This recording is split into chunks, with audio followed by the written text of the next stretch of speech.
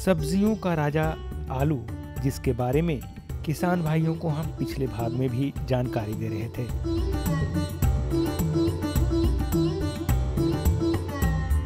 पिछले भाग में आपने जाना कि इसकी खेती मुख्य रूप से रबी मौसम में की जाती रही है। आलू की खेती के लिए बलुआही और दोमट मिट्टी उपयुक्त माने जाते हैं।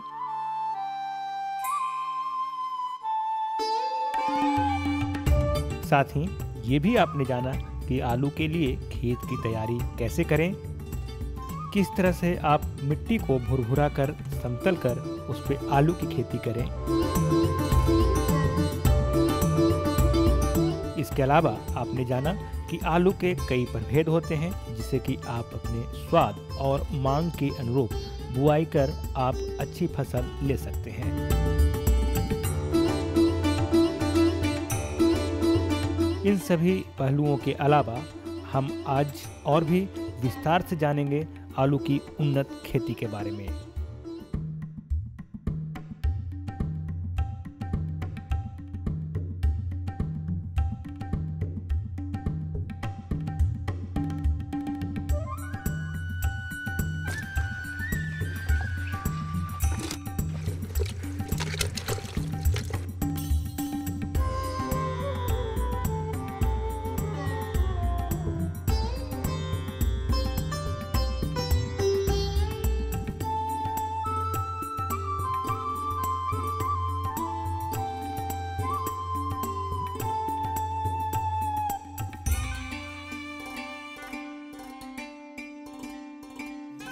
किसान भाइयों, इस भाग में सबसे पहले हम बात करते हैं आलू के लिए खाद और उर्वरक की संतुलित मात्रा के बारे में।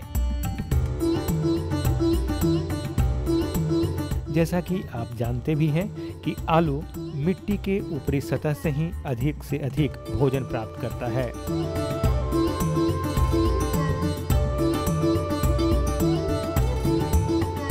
इसे अधिक मात्रा में जैविक और रासायनिक उर्वरकों की आवश्यकता होती है। लेकिन हमारे वैज्ञानिक बताते हैं कि पोषक तत्व प्रबंधन के लिए जैविक खाद का उपयोग ज्यादा बेहतर है। इसके लिए 20 टन FYM खाद को खेत की प्रथम जुताई के समय ही उपयोग कर देना चाहिए। ऐसा करने से मिट्टी की उर्वरा शक्ति हमेशा कायम रहेगी और रासायनिक उर्वरक जरूरत पड़ने पर पौधों को संतुलित मात्रा में ही देना चाहिए।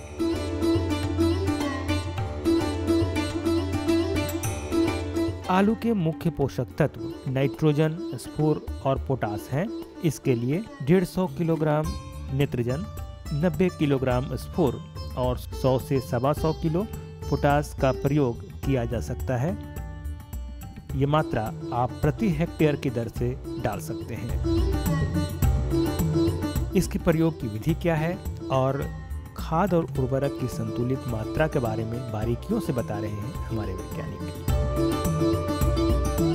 आलू जो है उसमें हम खाद, उसका पोषण प्रबंधन कैसे करें, क्योंकि आलू एक एग्जॉस्टिव क्रॉप है। यह काफ़ी मात्रा में पोषक तत्वों को अपटेक करता है, तो इस हेतु हम इसमें जैविक खाद की मात्रा जितना ज़्यादा से ज़्यादा हो उसका प्रयोग करें। इस हेतु 20 टन FYM खाद को हम खेत में प्रथम जुताई के समय अच्छी तरह मिला देंगे। इसके बाद जो हमारे मुख्य पोषक तत्व हैं नाइट्रोजन, स्फूर एवं पोटास, इस हेतु हम 150 किलो नाइट्रोजन, 90 किलो स्फूर तथा 100 से 120 किलो पोटास अनुशंसित मात्रा के रूप में प्रयोग करेंगे। उसके प्रयोग विधि में हम क्या करेंगे कि जो स्फूर की पूरी मात्रा 90 किलो स्फूर, पोटास की पूरी मात्रा 100 से 120 किलो पोटास एवं नेत्रजन की आधी मात्रा अंतिम जुताई के समय बेसल डोज के रूप में हम खेत में मिलाएंगे। नेत्रजन की जो आधी मात्रा है उसको हम बाद में यूरिया के रूप में, खाद के रूप में उपरिवेशित करेंगे। उसको हम दो तरह से उपरिवेशित कर सकते हैं। एक तो अगर हम लंबे प्रभेद, मतलब जब हम मध्यकालीन प्रभेद को लेंगे तो उसमें हम जो है एक बार 45 दिनों पर 25% नेत्रजन खाद का उपरिवेशन करेंगे, और जब 60 से 70 दिनों पर जब उसमें हम मिट्टी चढ़ाने का कार्य करेंगे तो बाकी 25% नेत्रजन का उपरिवेशन हम करेंगे।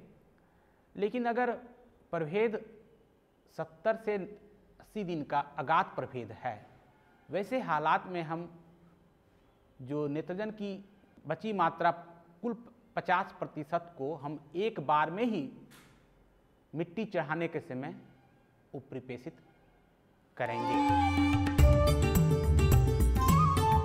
किसान भाई ये ध्यान रखें कि स्फोर के लिए डीएपी और सिंगल सुपर फास्फेट दोनों में से किसी एक ही खाद का उपयोग करें। अगर डीएपी के रूप में खाद का इस्तेमाल करते हैं तो इसके लिए प्रति हेक्टेयर 198 किलो डीएपी इस्तेमाल कर सकते हैं।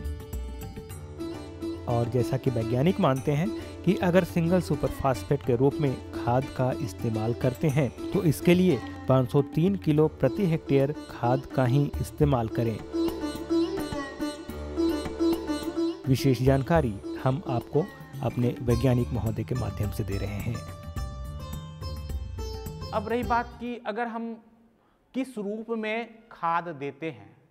अगर हम डीएपी के रूप में खाद का इस्तेमाल करते हैं तो उसमें जो है जो खाद की मात्रा होगी वह क्या होगी, और अगर हम उसमें एसएसपी के रूप में इस्तेमाल करेंगे तो क्या खाद की मात्रा होगी। अगर हम उसमें एनपीके फर्टिलाइज़र जो 12-32-16 के रूप में इस्तेमाल करेंगे तो उसमें खाद की क्या मात्रा होगी।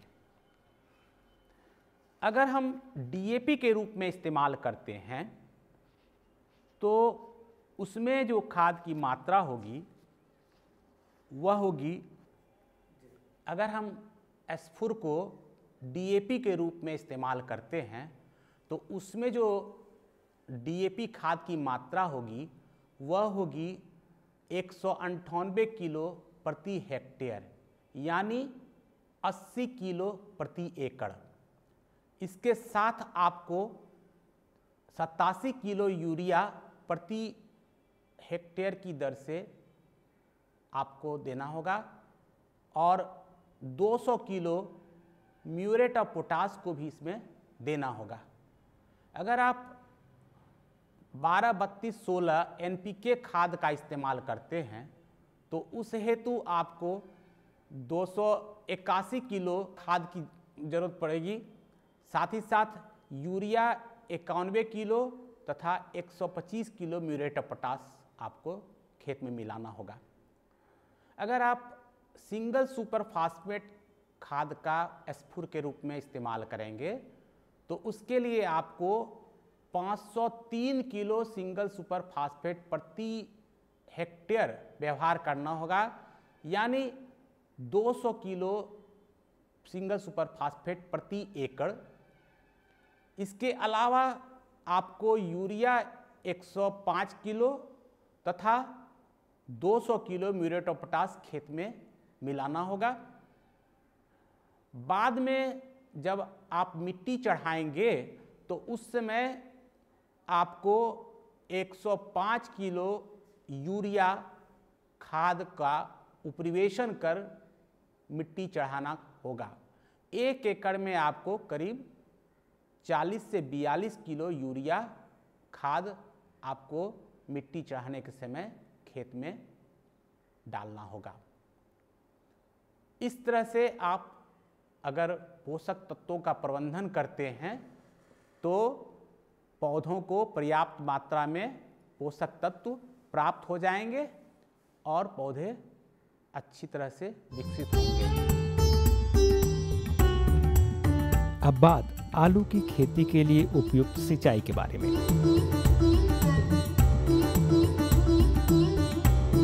किसान भाइयों कहते हैं कि आलू और मक्का पानी पीता नहीं बल्कि पानी चाटता है, यानी इन फसलों में पानी की आवश्यकता कम से कम पड़ती है। इसमें खाद की मात्रा ज़्यादा होती है, इसलिए रोपनी के 5 से 6 दिनों के बाद पहली सिंचाई करना चाहिए और दूसरी सिंचाई 12 से 14 दिन पर, और इस प्रकार कुल 5 से 6 सिंचाई आलू की खेती में की जाती है। विशेष जानकारी आपको दे रहे हैं हमारे वैज्ञानिक। सिंचाई प्रबंधन पर अगर हम बात करेंगे तो किसान भाई, आलू की खेती में आप हल्की सिंचाई को अपनाएं। काफ़ी ज़्यादा मात्रा में पानी डालने की ज़रूरत नहीं है, हल्की सिंचाई करें, लेकिन सिंचाई की संख्या जो है आपको 6 से 7 सिंचाई करना पड़ेगा। पहली सिंचाई आप जो है जब अंकुरन, पौधों का अंकुरन हो जाए, मीन्स की रोपनी के 5 से 6 दिनों बाद एक पहली सिंचाई कीजिए और इसके बाद आप 12 से 14 दिनों पे सिंचाई करेंगे। इस तरह से आपको 5 से 6 सिंचाई करनी होगी। आलू में खरपतवार नियंत्रण की बात की जाए तो आलू के शुरुआती अवस्था यानी बुआई के 30 से 35 दिन तक खरपतवार नियंत्रण पर विशेष ध्यान देना चाहिए। इसके लिए निकाई गुड़ाई कर खरपतवार नियंत्रण किया जा सकता है। साथ ही साथ आप रासायनिक दवाओं के द्वारा भी खरपतवार को नियंत्रित कर सकते हैं। अगर हम आलू में खरपतवार प्रबंधन की बात करते हैं तो उसमें आपको किसान भाई यह ध्यान देना होगा कि शुरू के 30 से 35 दिनों तक आपको खरपतवारों को नियंत्रित करना अत्यंत आवश्यक है। तो उसमें आप निकाई गुड़ाई करके खरपतवारों का नियंत्रण कर सकते हैं। हाँ, अगर आप रासायनिक विधि से खरपतवार नियंत्रण करना चाहेंगे तो उसमें आप जो है एक दवा मार्केट में है एलाक्लोर, जिसको लासो कहते हैं, उस दवा का आप इस्तेमाल करें और उसको आप जो है कंदों की रोपनी के बाद, लेकिन उसके अंकुरन के पूर्व आप उसका छिड़काव करेंगे और छिड़काव करके आप जो है इसको प्रयोग करेंगे। जो दवा की मात्रा होगी वो होगी 2 लीटर प्रति हेक्टेयर, जिसको कि आप 700 से 800 लीटर पानी में घोल करके छिड़काव करेंगे। साथ ही किसान भाइयों को आलू को पाला से बचाने का भी उपाय करना चाहिए।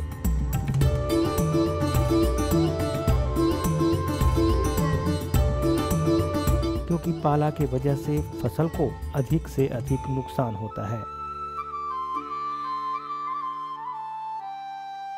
पाला से अपने फसल को बचाने के लिए सुबह के समय ही सिंचाई कर देना उचित समझा जाता है। इसके अलावा आलू में कुछ कीट और रोगों का भी प्रकोप होता है। इस कारण आलू की उत्पादकता भी प्रभावित होती है। आइए हम विस्तार से जानते हैं कि फसल सुरक्षा बढ़ाने के लिए हम कौन-कौन से दवाओं का उपयोग आलू के लिए कर सकते हैं। आलू में एक जो सबसे बड़ा नुकसान होता है वह है पाला से, और पाला का जब प्रभाव दिसंबर के माह में होता है तो उस समय आपको जो है आलू में पाला से बचाने के लिए कुछ बातों पर ध्यान देना जरूरी है। जब आपको लगे कि काफ़ी ठंडक है, पाला गिर रहा है, तो आप उसमें सुबह सुबह सिंचाई करें। जो गर्म पानी होता है उससे सिंचाई करने से पाला का प्रभाव कम हो जाता है। साथ ही साथ आप जो है पाला के बाद जो हमारा लेट ब्लाइट का अटैक होता है उससे बचाव हेतु फफूंदनाशी दवा डाइथेन M45 का आप छिड़काव करें। इस हेतु आप 0.2% दवा का घोल का छिड़काव करें और इस छिड़काव को आप फिर से 10 दिनों के बाद दोबारा छिड़काव करें ताकि जो है लेट ब्लाइट का अटैक ना हो। आलू की खेती में एक और जो महत्वपूर्ण बात है वह है मिट्टी चढ़ाना। वैसे तो हर एक फसलों के लिए मिट्टी चढ़ाने का अलग अलग महत्व है।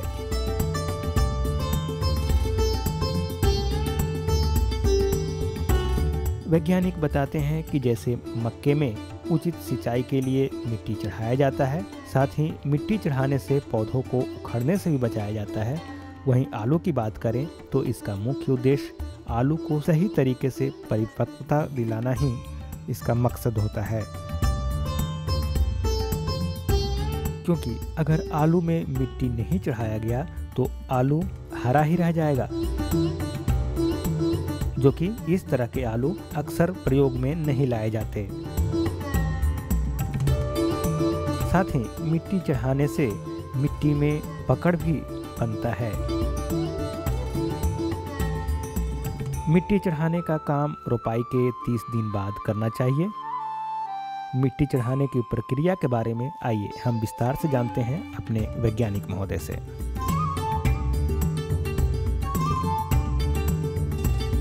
आलू में मिट्टी चढ़ाने के कार्य का बड़ा ही महत्वपूर्ण योगदान है। हर एक फसलों में मिट्टी चढ़ाने का जो मुख्य उद्देश्य होता है वह अलग अलग है।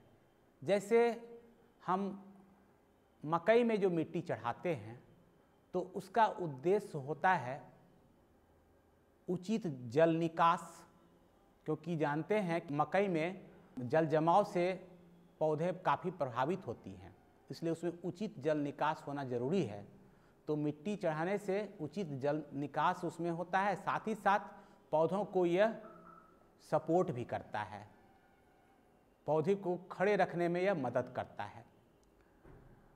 गन्ना में जो हम मिट्टी चढ़ाने का कार्य करते हैं वह होता है कि उसमें जो है आर्द्रा नक्षत्र के समय मिट्टी चढ़ाते हैं ताकि कल्ले निकलने को जो है हम उससे रोकते हैं। क्योंकि अगर गन्ने के फसल में कल्ले निकलने का कार्य अगर हम नहीं रोकेंगे तो देखेंगे कि हमारे जो गन्ने होंगे वो मोटे नहीं हो पाएंगे और ज़्यादा से ज़्यादा संख्या में हो जाएंगे कल्ले, लेकिन वो मोटे नहीं हो पाएंगे। इसलिए हम उसमें आर्द्रा नक्षत्र में मिट्टी चढ़ा देते हैं ताकि जो है अब कल्लों का निकलना बंद हो जाए तथा जो केन है, केतारी जो है वो अब मोटे हों, बढ़े, अच्छी बढ़वार की हो, उसमें बढ़वार अच्छा हो तथा वो बाद में मोटे हों। आलू में जो मिट्टी चढ़ाने का कार्य करते हैं उसका मुख्य उद्देश्य है कि जो उसमें जो, क्योंकि आलू एक तना है और तना जो है क्लोरोफिल हरे रंग के चलते जो है उसमें जो है सोलेनिन फॉर्मेशन होता है, माने आलू हरे रह जाते हैं। अगर उसमें मिट्टी नहीं चढ़ाएंगे तो आलू उसमें हरे रह जाएंगे और वो जो हरे आलू है वो स्वास्थ्य की दृष्टि से अच्छे नहीं होते हैं। तो मिट्टी चढ़ा कर के हम आलू पे उसमें वो सोलेनिन फॉर्मेशन को हम रोकते हैं ताकि आलू के कंद हरे ना हो सके। अतः मिट्टी चढ़ाने का कार्य एक बहुत ही आवश्यक अंतःकर्षण का कार्य है और इसको हम जरूर से जरूर आलू में करेंगे। तो किसान भाइयों, इस प्रकार आपने जाना आलू के उन्नत तरीके से खेती के बारे में। अब हम बात करते हैं इसके सबसे महत्वपूर्ण पहलू आलू की खुदाई और भंडारण के बारे में। अगर आलू को बीज या अधिक दिनों तक रखना हो तो जब आलू परिपक्व हो जाए तब लत्तर काट देना चाहिए। इस प्रकार लत्तर काटने के 10 दिनों बाद ही खुदाई करें।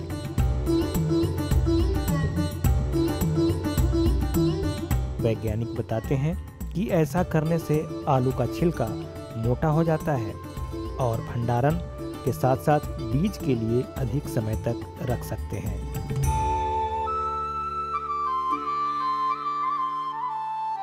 आप कंदों की खुदाई करेंगे तो कंदों की खुदाई के पूर्व आप 10 दिन पहले जो आलू की लत्तरें हैं, जिसको हम लोग कहते हैं हल्म, उसको आप जरूर काट के हटा देंगे।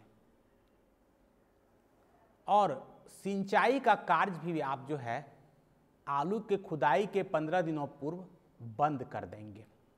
लत्तरों को काटने से फायदा यह होता है कि जो आलू के जो स्किन चमड़ियाँ होती हैं वो सूखती हैं और सूखने से उसको भंडारित करने पर उसकी चमड़ियाँ जो है स्किन वो क्षतिग्रस्त नहीं होती हैं और तथा उसका भंडारण हम अच्छी तरह से कर सकते हैं। आलू के कंदों को आप उखाड़ने के बाद उसका आप ग्रेडिंग भी जरूर करेंगे ताकि उसका आपको जो है अधिक से अधिक आर्थिक लाभ प्राप्त हो। ग्रेडिंग करने से जो अच्छे कंदें होती हैं उनका आपको अधिक से अधिक मार्केट में, बाजार में पैसा प्राप्त होगा। जो 50 ग्राम के कंदे हैं उसको आप एक अलग छांट के रखिए। उसके बाद जो कंदे हैं उसको आप जो है एक अलग ग्रेड में छांट के रखिए। जो 50 ग्राम से कम वजन के जो कंदे हैं उसको आप भंडारित करके अगले साल भी बीज के रूप में प्रयोग कर सकते हैं।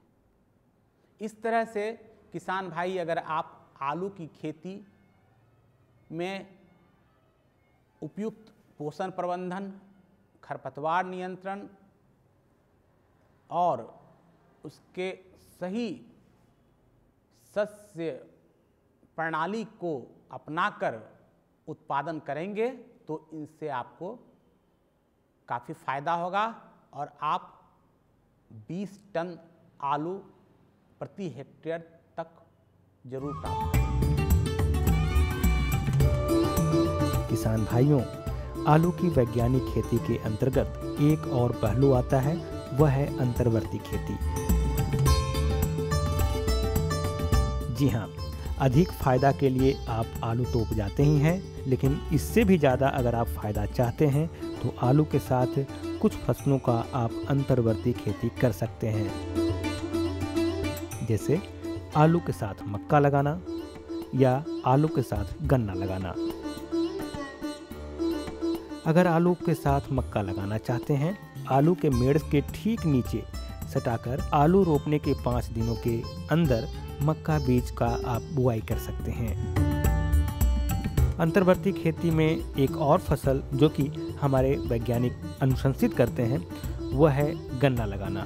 तो आइए कैसे करें आलू के साथ मक्के और गन्ने की खेती, इस बारे में विस्तार से जानते हैं अपने वैज्ञानिक से। पैकेज प्रणाली में एक अन्य पहलू पर भी बात करना चाहेंगे, वह है आलू का गन्ने के साथ अंतर्वर्ती खेती तथा मक्के के साथ अंतर्वर्ती खेती। आलू को गन्ने के साथ और मक्के के साथ हम लगा करके एक अतिरिक्त लाभ प्राप्त कर सकते हैं। इस हेतु आलू के लिए कोई जगह की जरूरत नहीं पड़ती है। अंतर्वर्ती खेती का मतलब होता है मुख्य फसल के बीच एक कतार अंतर्वर्ती फसल का लगाते हैं, उसके लिए अलग से कोई जगह देने की ज़रूरत नहीं पड़ती है। हाँ, ध्यान यह देना पड़ता है कि दोनों जो फसलें होंगी जो एक साथ लगी रहेंगी, उनका जो है एक लंबे दिनों की फसलें होंगी, एक कम अवधि की फसलें होंगी। जैसे हम आलू के साथ मक्के की अंतर्वर्ती खेती की बात करते हैं तो मक्का हमारा जो है करीब करीब 170 से 175 दिन की अवधि का होता है, जबकि आलू जो है हमारा 70 से 80 दिन का, या आप 90 दिनों तक के आलू को इसमें लगाते हैं। आलू की फसलें, मुख्य फसल मक्के के पहले ही जो है, उसके बढ़वार के पहले ही खुदाई हेतु तैयार हो जाती हैं, और आलू की खुदाई करने के बाद मक्के की फसल उस समय घुटने बढ़ के होते हैं, जिसका कि कोई भी प्रतिकूल प्रभाव आलू की फसल पर नहीं पड़ता है। और जब आलू की फसल खुदाई कर ली जाती है, तब आप मक्के की फसल में प्रॉपर उचित आप जो है निराई गुड़ाई करके, उसमें कोड़नी करके, उसमें खाद डाल करके बाद में मिट्टी चढ़ा देने के बाद मक्के की फसल आपको उस रूप में ही आप उसका लाभ ले सकते हैं, जैसा कि मक्के की शुद्ध फसल में आपको उपज और आर्थिक लाभ प्राप्त होगा। एक दूसरी आलू का गन्ने के साथ अंतर्वर्ती खेती है। आलू का हम शरदकालीन गन्ने के साथ ही अंतर्वर्ती खेती करेंगे। दोनों फसल को हम अक्टूबर नवंबर माह में रोपेंगे। आलू की फसल हमारा फरवरी माह में तैयार हो जाएगा और हम उसकी खुदाई कर लेंगे। उस समय गन्ने की फसल की बढ़वार उतनी अधिक नहीं होती है जिसका कि कोई प्रतिकूल प्रभाव आलू की फसल पर पड़ता है। बाद में फरवरी के बाद गन्ने की फसल बढ़ती है। अप्रैल मई जून का महीने में उसमें कल्ले निकलने की प्रक्रिया होती है और बाद में जुलाई अगस्त सितंबर में बढ़वार की अवस्था रहती है गन्ने की, और अक्टूबर के बाद उसमें शर्करा संचयन होता है, गन्ने मोटे होते हैं और बाद में उसकी हम कटाई करते हैं। आलू के साथ गन्ने की फसल में दोनों के उपज में इसका अनुकूल प्रभाव पड़ता है, दोनों की उपज इससे बढ़ती है। आलू के जड़ों से जो प्राकृतिक रसायनें निकलते हैं वो गन्ने के बढ़वार में सहायक होती हैं। साथ ही साथ जो हम आलू में खादों का प्रयोग करते हैं वो उनका जो बचा हुआ जो खादों का जो पोषक तत्व जो है वो गन्नों को प्राप्त हो जाता है और इससे गन्नों की बढ़वार अधिक होती है और उसकी उपज अच्छी उपज प्राप्त होती है। इस तरह से हमारा शरदकालीन गन्ना और आलू की अंतर्वर्ती खेती बहुत ही फायदेमंद है। तो किसान भाइयों, इस तरह से अगर आप आलू की उन्नत खेती करें तो आप निश्चित ही ज़्यादा से ज़्यादा लाभ अर्जित कर सकते हैं। हमारा मकसद भी यही होता है कि आप पारंपरिक खेती से आगे बढ़कर आप वैज्ञानिक खेती की ओर अग्रसर हों और आप वर्तमान में कृषि से प्राप्त कर रहे आमदनी से आप कहीं ज़्यादा आमदनी वैज्ञानिक खेती करके प्राप्त करें। यही हमारा उद्देश्य होता है। अगले भाग में कुछ और वैज्ञानिक पहलुओं के साथ हम होंगे हाजिर। आज के लिए बस इतना ही।